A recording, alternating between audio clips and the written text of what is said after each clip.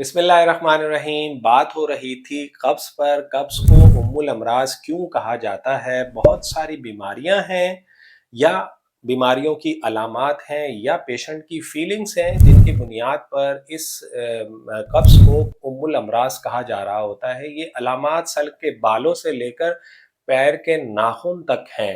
Sir का दर्द से लेकर पैरों के दर्द तक ये अलामात हैं।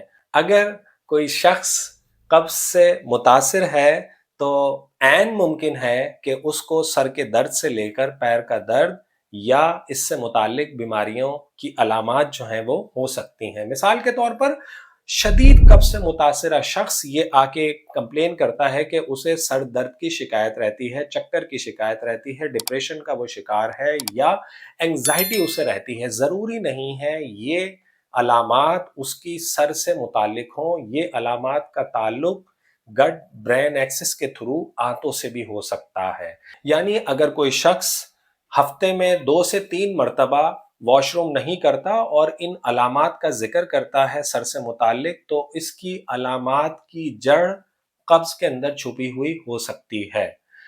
इसके अलावा बाज़ लोग कब्ज़ की वजह से अपने सीने में दर्द की शिकायत का ज़िक्र कर रहे होते हैं। ये सीने का दर्द ज़रूरी नहीं है उनके दिल का दर्द है या फेफड़े की कोई बीमारी हो सकती है।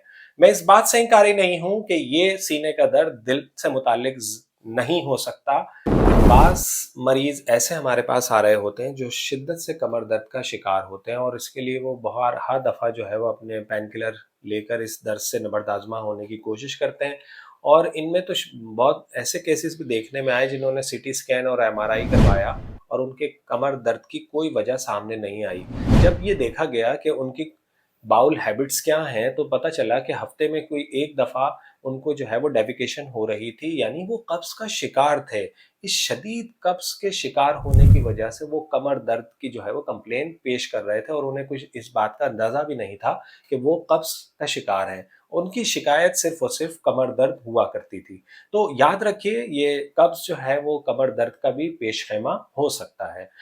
बात हम आगे करते हैं। इसके अलावा हमने ये देखा कि बहुत सारे ऐसे प्रोफ़ेशन्स हैं कि जिनमें बैठा रहना उनकी ज़िम्मेदारी में शामिल है। मिसाल के तौर पर ऑफ़िस में काम करने वाले लोग 6-6, 8-8 घंटे, बाज़ दफ़ा 10-10 घंटे मुस्तकिल बैठे रहते हैं। या फिर इस प्रोफ़ेशन से हटकर अगर हम देखें तो ड्राइवर्स ड्राइवर्स जो हैं अगेन लॉन्ग ड्राइव पे 6-6, 8-8 घंटे उनका बैठा रहने का मामूल होता है। इस बैठे रहने की वजह से उनकी आंतों की मूवमेंट वो नहीं रह पाती जो फिज़िकली दरकार होती है और वो कब्ज़ का शिकार होते हैं। और यही वजह है कि वो इस बैठे रहने के बाद जो है वो घबराहट महसूस करते हैं, पैल्पिटेशन महसूस करते हैं, हाथ-पैर ठंडे होने की शिकायत होने लगती है और उसका पेशख़ैमा जो है वो कहीं मौजूद होता है कब्ज़ में।